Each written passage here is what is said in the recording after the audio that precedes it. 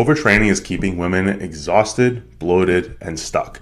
If you are training 6 to 7 times a week, sometimes twice a day, and the scale will not move, today I'm going to explain to you why working harder or working out more could actually be hindering your progress, contrary to popular belief, and how to actually train smarter so that your body actually responds.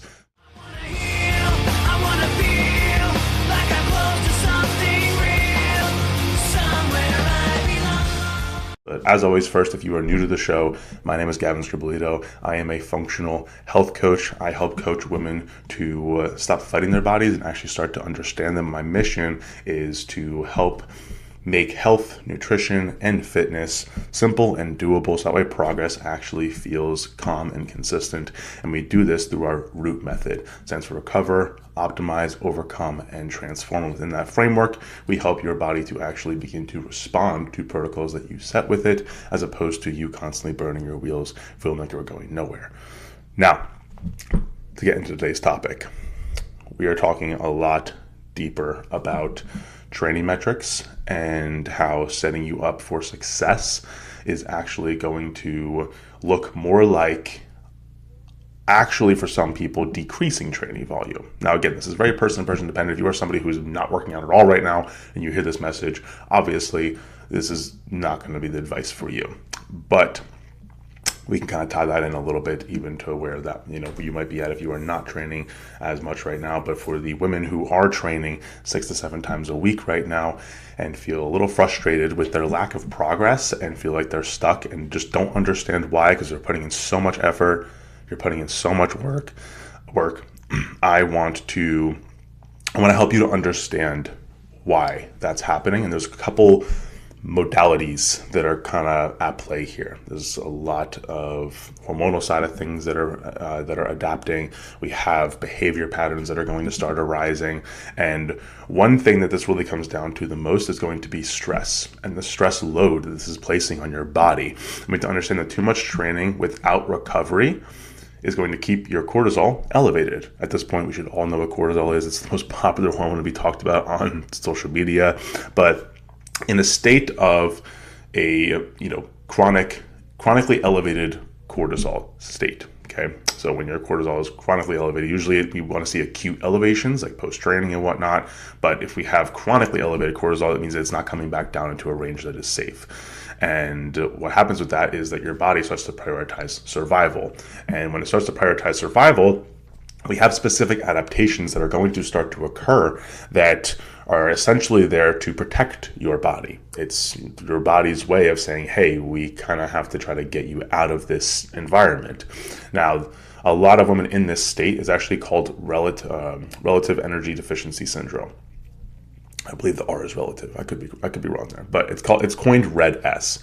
And basically, this is just a state of your body is starting to pretty much try to counter what you are doing because it's too much on it, and it is a living organism. It does have a mind of its own, and it's always going to prioritize your survival. So when we go through these kind of mechanisms of what's happening, understand that this is just your body's way of protecting you. This isn't something to demonize or hate your body for. This is literally your body in action saving you.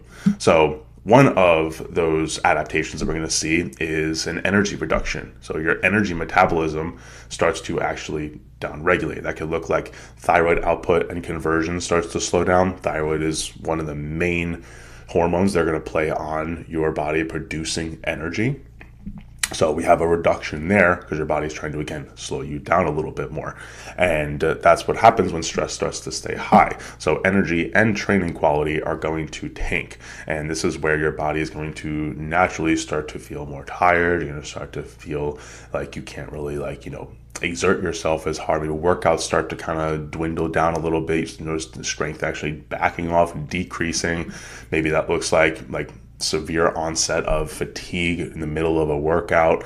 That could also just look like you don't move as much. You're a little bit more fatigued. Maybe instead of parking further in the parking lot to get extra steps, you're finding yourself wanting to park closer because you don't want to walk as much. So you do have a reduction in your body actually wanting to exert energy. And some people can push through this at times. But I'd also venture to say that pushing through this can also just worsen that adaptation a lot of times. Now, on the back end of things, we can jump a lot more into the hormone side of things, but understand that we do have behavior backlash that is going to start happening here. Behavior backlash can look a lot like, obviously, stronger cravings. It can start to look like emotional eating, stress eating. Sometimes if we have poor sleep involved with this, which obviously would be a recovery metric, that's going to impair recovery further, which also is going to affect glycemic regulation. So your blood sugar, we're going to see blood sugar spikes, crashes, and that can directly influence cravings, your appetite, and also your mood. So now we have your stress tolerance that is dwindling down. We also have your energy metabolism that's dwindling down. So now pair that with moments where it likely kind of looks like the weekday grind with a weekend binge. So now, if we are following suit with a restrict and binge cycle, whether that be a weekday to a weekend, or it might even be like you're good throughout the day and you get home and you kind of raid your kid's pantry, there's multiple ways that can go. But at the end of the day, now your body is almost kind of tricking you into consuming more calories than you're burning, because again, its goal is to keep you alive. So not only do we have these hormonal adaptations to decrease your energy expenditure, but we also have adaptations to increase your energy intake. Again, your body's manipulating you to try to save you. Okay, so this is where issues usually start to arise. Now, not everybody ends up falling boat into the manipulation of eating more. I actually do know quite a few women that actually tend to eat less when they get stressed out, and that can kind of, again, continue to worsen that.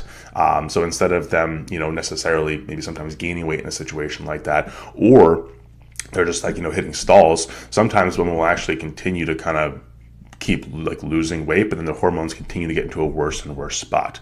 Now, from a hormonal side of things, there is a cascade of events that is going to start to arise that is really going to negatively impact your whole body as a female. And it really starts with the cortisol, right? We have this cortisol cascade, and that's really where it's going to kind of spin everything out of control. Now, again, cortisol is this hormone that gets demonized a lot. Understand that it does have a really healthy role in your body, and we need it in a fine balance. As with anything, too much of, something, even if it's a good thing, can become a bad thing. So cortisol is also your circadian rhythm hormone. It is going to wake you up. It is going to help you fall asleep. It's countering with melatonin. So when cortisol goes down, melatonin comes up at night.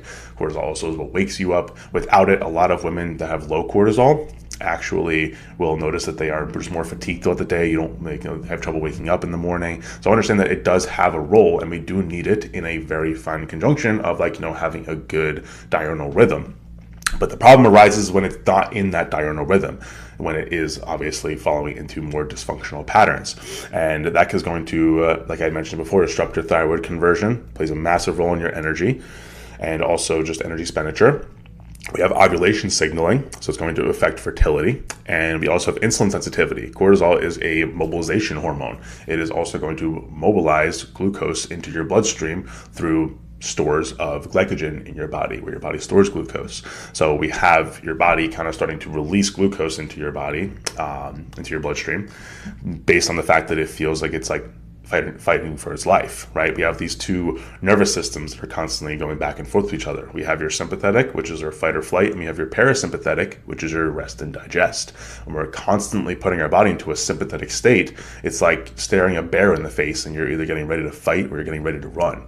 It might not always feel like that, but that's how your body's taking that. So that's going to directly disrupt a lot of variables in regards to obviously decreasing insulin sensitivity. That can actually sometimes even lead to insulin resistance as well in some women. More inflammation can drive that as well. And we also have water retention playing a role in this too. A lot of women will say when they get stressed out, they notice their water starts to spike, or like their weight starts to spike, and that's coming down to water retention spikes. So cortisol plays a role on your body's overall fluid retention system. So you're going to notice that maybe if you get poor sleep, or maybe if you had a really hard training session, sometimes that will actually elicit a little bit of a bump in the scale. It's due to water retention. And a lot of women who are under a lot of stress tend to see higher spikes because of that.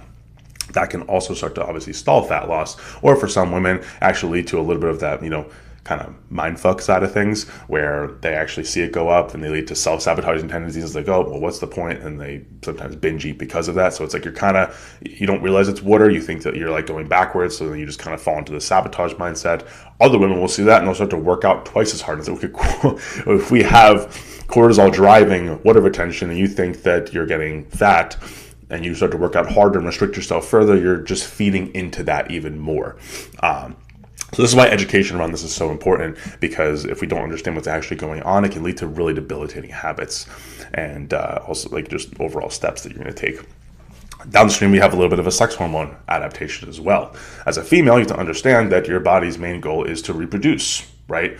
If you don't feel safe and your body is saying, hey, we don't even feel safe in our body, and in this state, it's not going to feel safe to have a baby. So we're going to see adaptations in your fertility as well. That can look like lower progesterone, lower testosterone as well.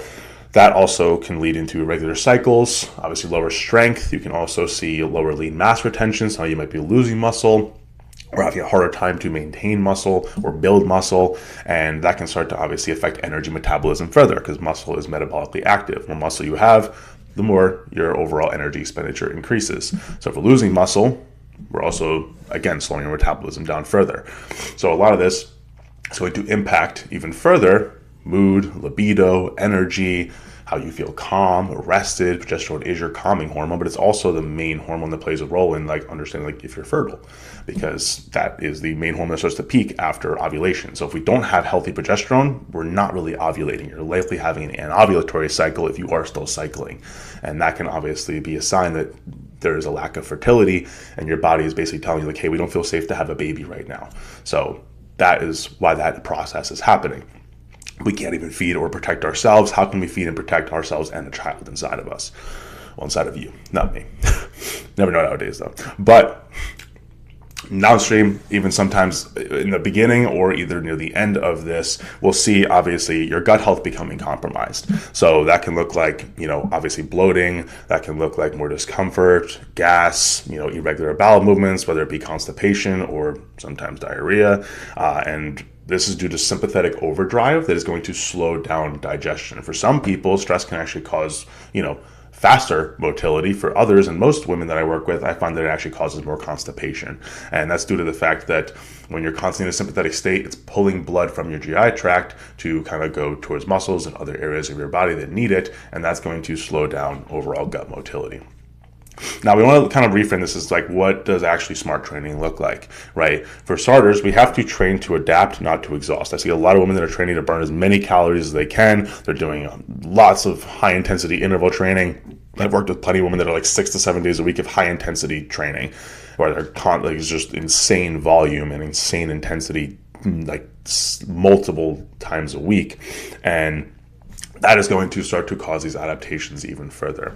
We want quality lifts, we want progressive overload, and we want intentional planned rest days. So that way you can actually improve and you can actually grow muscle if you're trying to build muscle, or at the least just let your body be able to actually optimally recover. Keep in mind, this is kind of imagine if a NASCAR driver or an F1 car never stopped in for a pit stop and it just kept going and going and going. Eventually the wheel might fall off and now the car's going to crash and it's going to blow up. Right? That's kind of what's happening. You're not stopping for your pit stops, so the car is going to start to wear and tear, and then eventually it crashes and burns. So pit stops are just as important as the race itself. We have to take those pit stops. You need to also fuel your body. You need to fuel the work that you're putting in. That can look like enough carbs and protein to obviously support training performance, energy metabolism, so thyroid conversion. Carbs play a massive role in thyroid conversion. Glucose and carbs in general are also counterregulatory to cortisol. So when we have carbs, it can actually, insulin is going to kind of spike with that. It's going to actually help bring cortisol down. So it can be very beneficial there. A lot of women that I see overtraining are sometimes also restricting themselves with carbs, which can kind of just further that cascade of problems. Also, keep in mind that balanced, consistent meals will help a lot with being able to stabilize blood sugar. So again, coming back to the insulin sensitivity standpoint of the overtraining, decreasing insulin sensitivity and playing a role in possible insulin resistance. When you have more balanced meals, adequate fiber coming in, I'm not talking Rice Krispie treats and cereal. I'm talking more so along the lines of fibrous dense foods. You have your oats, potatoes, quinoa, whole grains, fruits, vegetables. Doesn't mean that, cereals and Rice Krispie treats and stuff like that can't come and play here and there. We need enough energy coming in, and that would still play a role. But when you have more balanced meals, stable energy throughout the day, you're going to notice that a massive change in that. And then we also want to be tracking recovery, not just progress. A lot of women are just tracking progress. When they don't see progress, they work harder. We need to be able to come back to the process of understanding that recovery is just as important. So that might look like tracking your sleep, your resting heart rate, mood, performance, and if recovery markers start to slide, so does your volume or intensity. It has to come down. You have to match your training to what you are able to actually recover from. We have to understand that a lot of women, or even just athletes in general, that are training at that level of intensity and frequency, they are also having, they have teams of like coaches that are tracking and monitoring their performance and their recovery. They're going for regular body work. They're going for sauna sessions, acupuncture, physical therapists. They have so many metrics of recovery to be able to optimize their body to keep training at that level of frequency and intensity. I guarantee you, if you're listening to this, you're probably not doing that, and you don't have a team of coaches that are navigating your recovery. So you're training at the level of an athlete, but you're recovering at the level of an amateur, and that's not going to mix well in your body, and we're going to see a lot of backlash because of that. Now, what you're seeing here that I just implemented is quite literally the root method in action. We have recover, which is going to regulate stress and sleep so that your body actually says yes to the changes that you're making. We have optimize, which is going to look like fueling your training and keeping daily movement steady. We have overcome, which is replacing that more is better mindset with adaptation is better. And then we also have transform. So you have stronger, better body composition, better cycles, and better energy. And this is where we start to roll into methodology that is actually going to allow your body to actually respond to what you're doing without burning your wheels and burning yourself out in the process. Now, as always, I want to always leave you with some quick actionable steps that you can take yourself based on the information that I just gave you here. That's going to look like 3 main points here. If you are currently training 6 to 7 times a week, what I would advocate for is at least pulling that down to advocate for 1 or 2 days a week for yourself of full rest. That can look like active rest. You can go for walks. You can still stay active. It does not mean runs or cardio or a core and cardio or whatever. That looks like full, true rest days. Get some steps in. Make sure you're resting a little bit more. Relax. Take a breather, and that's going to really help with pulling your body out of that sympathetic state and allowing your body to actually properly recover. On those days, I would advocate to obviously get more sleep as well. That can be very beneficial. Add carbs around your training, and protein anchors at each meal will be the next step. You have to fuel your body properly. Make sure that we are able to set the metrics up. Okay, cool. If we want to train at a little bit of a higher frequency, we have to match your nutrition and your recovery to that. And your nutrition plays a massive role in your overall recovery, so we have to understand the role that those two are playing. And then choosing one recovery metric would be really helpful here. If you're not currently tracking recovery, again, start with one thing that you want to track. That could look like your sleep. It could look like your resting heart rate. It could look like training performance in terms of progressive overload. Are we actually progressing? Are we getting stronger? Do we feel like we're actually making progress in the gym, not just going in there, breaking a sweat, burning as many calories as we can, and then we're getting out? We have to be looking at how's performance markers? Did we get stronger all over the past couple of weeks? Are we able to actually push past certain walls that we're hitting when it comes to our training? Is weight going up? Are we going up in reps? Is certain movement patterns getting easier? We have to track these metrics. And as a simple framework that I think could be helpful for anyone who's listening, whether you are in that boat of training 6 to 7 times a week, or you're in the boat of maybe just barely training at all, a good foundation is to obviously match your training to your recovery. But for most women, I find they don't really need to go above anywhere between 3 to 5 days a week. If you're training hard and you're training intense, you do not need more than that. A lot of times it's just going to end up being something that you have to monitor super tightly. You're going to get diminishing returns later in the week. I've trained 6 times a week before, and every single time my body just kept running down to the point where I had to keep taking deload weeks. I had to keep trying to take off, and sometimes I wouldn't listen and I would keep pushing through, and then all of a sudden now I'm literally limping and I can't even get out of bed because I'm in constant pain. So understand that You don't have to beat yourself up in order to get progress. You don't have to destroy your body in order to see progress. You have to support your body for better progress. And that's going to look like giving it the obvious, metrics to actually be able to want to give you what you are trying to strive for, as opposed to you trying to force that to happen, which is just putting your body into a state where it's going to keep pushing you back further and further. Now, if this helped you rethink your training at all, please subscribe on your favorite platform so you never miss an episode. Don't forget to share this with a friend who maybe you think is doing more and getting less out of it. It could just change her month. And if you learned something, leave a quick rating and a 1-sentence review with your biggest takeaway. It helps more women to actually find the show. And also, please feel free to screenshot this episode, tag me on Instagram, and tell me one change that you want or are going to make to recover better this week. I do read every message. Resources and next steps are in the description below. You are built for better. I'll see you on the next one.